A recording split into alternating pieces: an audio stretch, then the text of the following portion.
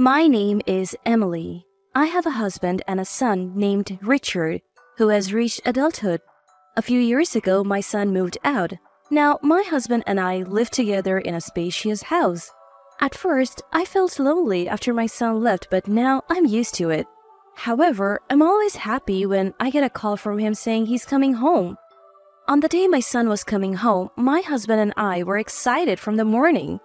It was before our son told us, "I want you both to be at home because I have someone I want to introduce." Before noon, my son came home with a lovely woman. I had expected it from his words, but I never thought he would actually bring a woman home. Seeing our surprise, my son proudly introduced her. "Her name is Karen. Isn't she cute? She's my proud wife." I couldn't understand my son's words right away. After thinking for a moment, I asked again, "Richard, did you just call Karen your wife, not your girlfriend?" My son nodded in agreement. "I did. Maybe you're going deaf, Mom?" I couldn't laugh back at my son's teasing laughter. "I haven't heard about you getting married. Did you know about this?" I asked my husband and he shook his head. No, I didn't hear about it either." My husband and I asked our son what's going on. Then, for some reason, our son proudly explained, That's why I came to announce our marriage registration today. By the way, we had a grand wedding in Bali with friends." My husband and I were speechless at this unexpected explanation. Our son, oblivious to our reaction, kept talking about how wonderful the wedding in Bali was. I held my aching head and carefully asked my son, "You have already registered and had the wedding? Why weren't we invited?" Then Karen, who had been silent, spoke up. "Do we need to invite strangers?" I was shocked by her unexpected words. Karen calmly said, "Isn't it a waste of money?" I couldn't help but respond emotionally. No, we are Richard's parents." Karen seemed unconvinced and said with a dissatisfied look, "But you're strangers to me." I was confused and fell silent. My son must have finally noticed the tense atmosphere and began to explain hurriedly. Karen has no parents or siblings. It would be sad if she was the only one without family at the wedding, right? That's why I didn't invite you guys." Hearing Karen's situation, I couldn't say anything back. I thought, if that's the case, maybe it can be helped. Of course, I wasn't completely satisfied, but I told myself it was too late since the wedding was already over. After the newlyweds left, I confided in my husband. I wonder if those two will be okay. My husband seemed to share my concern but said, "It's their decision. They're already married. All we can do is watch over them," and sighed. Although I agreed with my husband's opinion, I couldn't leave it at that, so I decided to try to close the distance with Karen. I got my son's phone number and decided to get in touch. When Karen realized it was me on the phone, her voice immediately turned sour. "What do you want?" I thought I had made her uncomfortable by calling out of the blue, so I quickly explained my reason.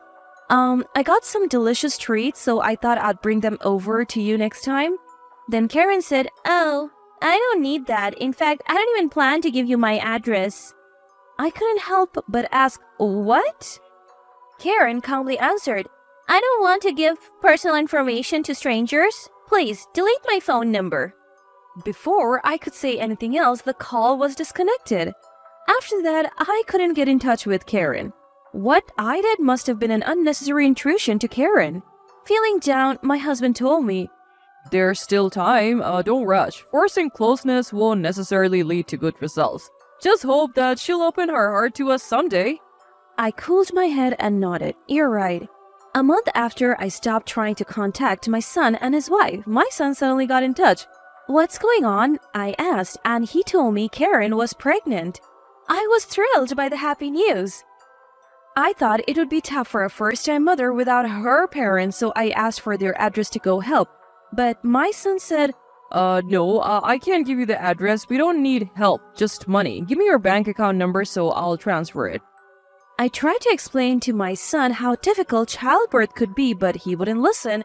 Moreover, he said that Karen herself was against it. In the end, I transferred only the money as my son wanted. After that, I never heard from my son again. There was not even a report of the child's birth.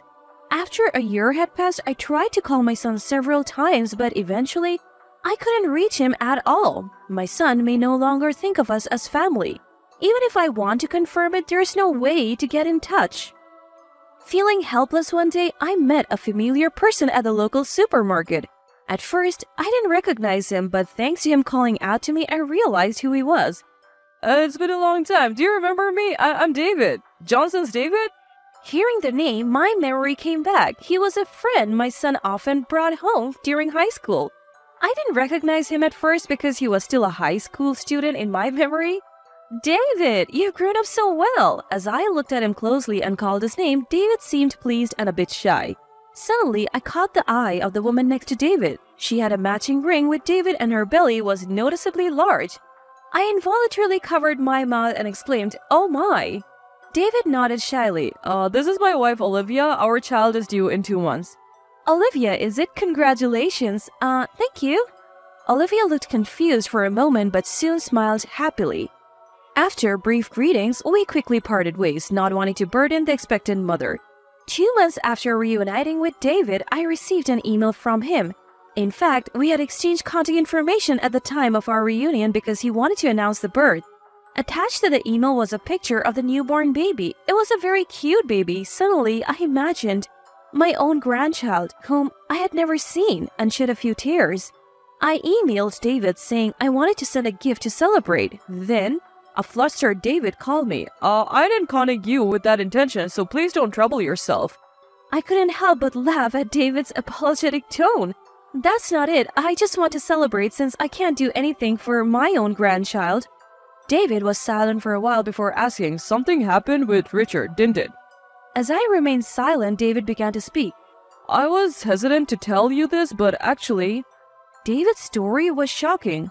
Olivia was originally Richard's girlfriend, but Richard chose another woman and unilaterally dumped Olivia. That woman was Karen. Olivia was devastated after being abandoned by Richard. I couldn't leave her like that. I tried to persuade Richard several times, but he wouldn't listen. I gave up trying to convince him and stopped being friends with him. David's story ended there for the moment. I thought I couldn't forgive my son or Karen, even if he was my own child. At the same time, I realized that my actions had reminded Olivia of her painful past. Even though I didn't know I did something terrible to Olivia, she probably didn't want to meet Richard's mother. I'm really sorry for casually saying I wanted to celebrate it. When I apologized, David hurriedly denied it. You don't need to apologize, Mrs. Smith. Olivia doesn't mind. She was the one who wanted to send the baby's picture. Please don't apologize, Mrs. Smith. I felt even more guilty at their kindness. David hesitated and then said, I just don't want to involve Olivia with Richard and his wife ever again. I agreed wholeheartedly. I'll help as much as I can. Though there may not be much I can do, I also revealed to David my relationship with my son and his wife. David was truly appalled to learn of Richard's recent behavior. Afterward, we changed the subject and only talked about cheerful things before hanging up. I told my husband about what I had heard from David. Then I informed him that I would consider Richard and his family as strangers from now on. My husband agreed with me. At least we can take a breather. I looked around the room where most of the unpacking was done and nodded. Our new life begins here today. Originally, the house we had lived in was too large just for the two of us. When we were considering moving, we were introduced to this newly built high-rise condominium. We were supposed to tell our son about it, but we decided against it. I decided to go out to buy ingredients for dinner. The moment I stepped out of the front door, someone called out to me, "Mom?" I turned around thinking it couldn't be, and there was my son. He approached with a light smile. Why did you tell me you moved? I was surprised to find strangers at the old house. I had to search quite a bit to find you. I looked at my son with stern eyes. I didn't need to tell you. You're a stranger to me. Richard finally seemed to realize that my attitude had changed and became flustered. What are you talking about? I'm your son. I ignored Richard and started walking. Richard hurriedly walked beside me and began to talk. Mom, I'll apologize for everything up until now. I was just deceived by Karen. You must have some extra money if you're living in a new high-rise condominium like this, right? Richard was making a fuss beside me, but I ignored him and kept walking. Seeing my unchanging attitude, Richard seemed to think the situation was bad and began to speak anxiously. Karen was a habitual liar. Her claim of having no family was a lie. She had only been disowned by her parents after causing a romantic problem at her previous job. When I glanced at my son, he misunderstood something and continued to badmouth Karen. Karen approached me for money when she couldn't live alone after quitting her job. I was just deceived. My son insisted he was the victim. So let me live in that high-rise condominium too? I stopped and looked at my son's face. He seemed happy, thinking I was finally willing to listen. But I kept my stern eyes on Richard and said, "You chose that wicked woman even though you were dating someone else is the result of your actions." My son was astonished at my words. I delivered the decisive words to my son. "Your only family is Karen. You two are a perfect match."